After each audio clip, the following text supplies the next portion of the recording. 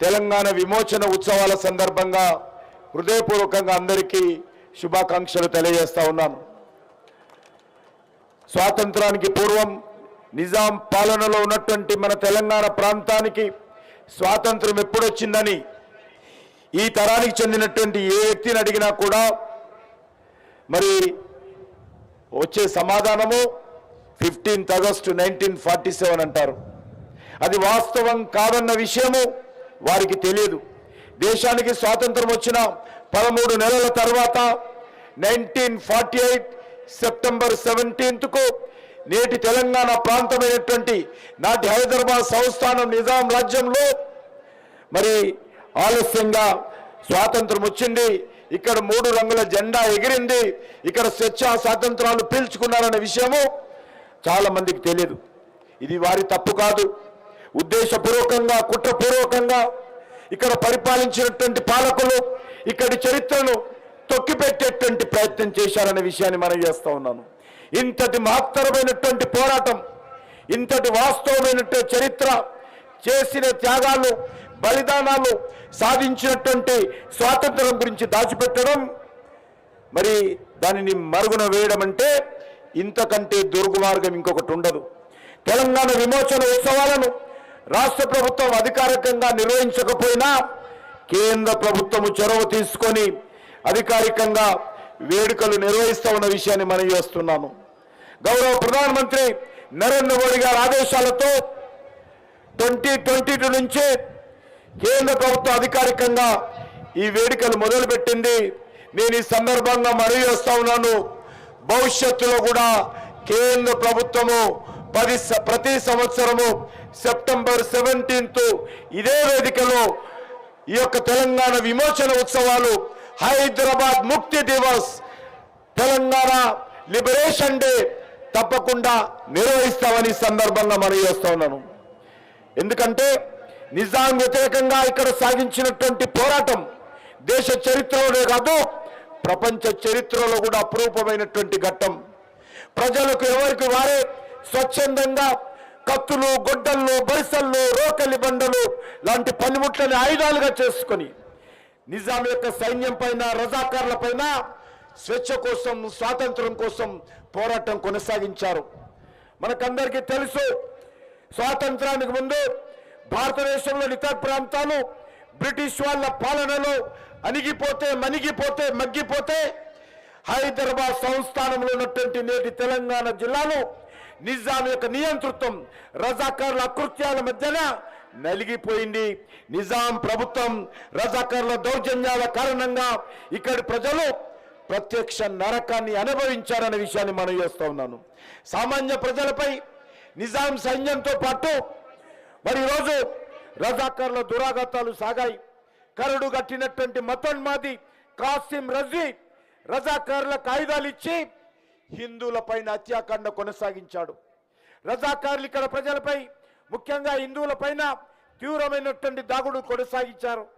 మనకందరికీ తెలుసు, వరుసగా అనేక ప్రాంతాలలో హత్యలు చేయడము, ఉరి తీయడము, సజీవ దానాలు చేయడము, మహిళలతో నగ్నంగా బతుకమ్మలు ఆడించడము, అత్యాచారాలు చేయడము, దోపిడీలు చేయడము, దొమ్మిలు చేయడము, ఈరోజు అనేక రకాల దౌర్జన్యాలకు ఆయా రాడు అడ్డు అదుపుకు లేకుండా పోయింది.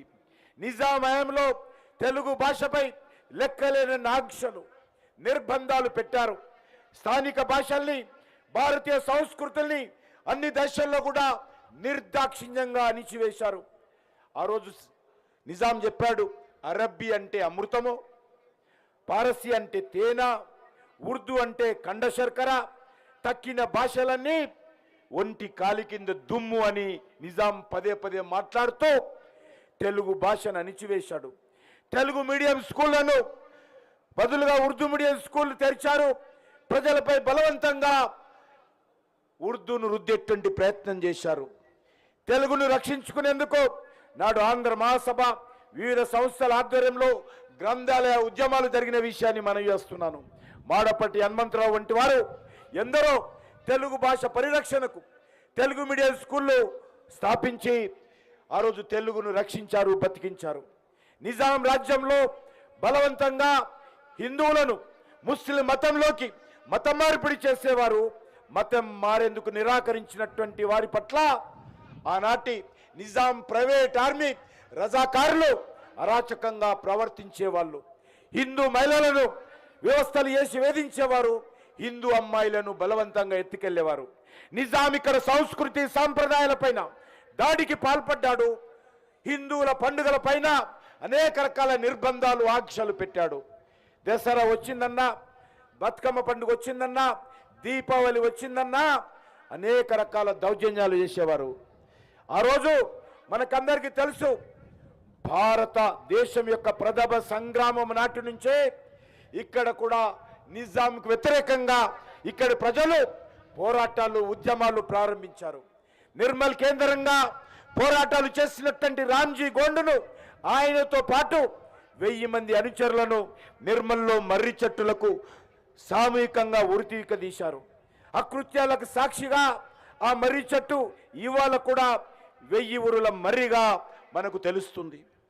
1940కు ముందే దేశంలో జరిగినట్టు వందే మాతరం ఉద్యమం కూడా ఇక్కడ కూడా ప్రారంభమైంది. వందే మాతరం రామచంద్రరావు గారు కావచ్చు, ఉస్మానియా యూనివర్సిటీలో నాటి విద్యార్థులు వందే మాతరం ఉద్యమంలో కూడా కీలక పాత్ర పోషించారు. అనేక రకాల ఇబ్బందులకు గురయ్యారు. మా భూమిపై మాదే అధికారం అంటూ ఆదిలాబాద్ అడవి బిడ్డ గోండు వీరుడు కొమలం భీం నిజాంకు వ్యతిరేకంగా పోరాటం కొనసాగించాడు. గొరిల్లా పోరాటంలో నిజాం సైన్యాన్ని ముప్పు తిప్పలు పెట్టి చివరకు జోడేఘాట్లో కొమరం భీం వీరమందం పొందాడు. ఉద్యమ నేతల పిలుపు మేరకు సెప్టెంబర్ 2న పరకాలలో జరిగినటువంటి చేపల బండ వద్ద త్రివర్ణ పతాకాన్ని ఎగరవేసేందుకు జనం వస్తే ఆ రోజు ఉద్యమకారుల మీద నిజాం పోలీసులు తుపాకులు పేల్చి రజాకారుల కత్తుల వేటుకు అనేక మంది స్వర్గస్థులైనటువంటి విషయం, వీర మరణం పొందినటువంటి విషయం మనం చేస్తా ఉన్నాను. రజాకారుల కత్తుల వేటు, పోలీస్ తుపాకుల తూటాలకు ఉద్యమకారులు చిందించినటువంటి రక్తం పరకాల మొత్తము రక్తసిక్తమైంది. పరకాల ఘటన మరొక జలియన్ వాల్బాగా మారిపోయింది. గుండ్రాయిపల్లిలో కావచ్చు, లేక అనేక రకాలుగా మరి వరంగల్ జిల్లాలో కానీ, నల్గొండ జిల్లాలో కానీ, ఖమ్మం జిల్లాలో కానీ, ఈరోజు కరీంనగర్ జిల్లాలో కానీ అనేక రకాల దౌర్జన్యాలు నేటి రంగారెడ్డి జిల్లాతో సహా మరి ఈ యొక్క రజాకారులు నిజాం యొక్క సైన్యము దౌర్జన్యాలు దోపిడీలు చేసిన విషయాన్ని మనం చేస్తా ఉన్నాను. అంతేకాకుండా ఈరోజు మనం చేస్తా ఉన్నాను, వందలాది మంది తెలంగాణ విమోచన యోధులను నిజామాబాద్ జిల్లా జైల్లో బంధించి జైలు లోపలున్న వారిపైకి రజాకారులను పంపి దౌర్జన్యాలు చేశారు. ఆ కిలా జైలు వందలాది యోధుల మరణానికి మూగ సాక్షిగా నిలిచింది. ఇది రాజకీయ ఖైదీలకు బొందలగడ్డ అని ఆ రోజు నిజాం ప్రకటించాడు. ఈ అణిచివేతలు నిరసిస్తూ దాశరథి కృష్ణాచార్యులు ఓ నిజాం పిశాచమని గర్జించాడు. ఆయన నిజామాబాద్ జైలులో ఉన్నప్పుడే నా తెలంగాణ కోటి రతనాల వీణ గేయాన్ని ఆ యొక్క నిజామాబాద్ జిల్లా కిల్లా గోడలపై రాశాడు. నారాయణరావు పవార్, గంగారాం ఆర్య, జగదీష్ ఆర్య, కొక్కుడాల జంగారెడ్డి, వెదిర రమణారెడ్డి, ఆర్ కేశవులు, తొండుపల్లి వెంకట్రావు, ముదుముల నరసింగరావు, షోయబుల్లా ఖాన్, కాటన్ లక్ష్మీనారాయణ లాంటి అనేక మంది ప్రముఖులు నిజాం వ్యతిరేకంగా ప్రజలను చైతన్యం చేశారు, పోరాటాలు కొనసాగించారు. మనకందరికి తెలుసు, నారాయణరావు పవార్ హైదరాబాద్లో నిజాం పైన బాంబులు విసిరిన విషయం, సంచలనం సృష్టించిన విషయం కూడా మనకందరికీ తెలుసు. షోయబుల్లా ఖాన్ ఆ రోజు ఒక ముస్లిం బిడ్డగా ఇమ్రోజ్ అనేటువంటి ఉర్దూ పేపర్లో నిజాం వ్యతిరేకంగా ఈ స్వాతంత్రం రావాలి, ఇక్కడ నిజాం పాలన పోవాలి, ఇక్కడ 3 రంగుల జెండా ఎగరాలి, ఈ నిజాం ప్రాంతము భారతదేశంలో కలవాలని చెప్పి ఆయన పత్రికలో రాస్తే ఇదే కాచిగూడ లింగంపల్లి చౌరస్తాలో నడి రోడ్డు పైన గుండాల చేతిలో ప్రాణాలు కలిపాడు. రజాకారులు స్థానిక ప్రజలనే కాదు, హైదరాబాద్ నిజాం రాజ్యం నుంచి వెళ్ళేటువంటి రైళ్లను రైతం కూడా లూటీ చేసిన విషయాన్ని ఈ సందర్భంగా మనవి చేస్తున్నాను. రజాకారుల దౌర్జన్యాలకు 1947-48 కాలంలో హైదరాబాద్ సంస్థానంలో 60,000 కుటుంబాలు బలయ్యాయి. హిందువులకు చెందినటువంటి 100 కోట్ల రూపాయల సొత్తు కొల్లగొట్టారు. నిజాం రాజు తరతరాల బూజు అని దాశరథి మాట మాట్లాడిన విషయం మనకు తెలుసు. గోల్కొండ కిల్లా కింద నీ గోరి కర్తం కొడుకో నైజాం సర్కోడోడా అని యాదగిరి రాసిన పాట మనకు తెలుసు. ప్రాంతేతరుడు మోసం చేస్తే ప్రాంతం పొరిమేలల వరకు తరిమి కొడతాం, ప్రాంతం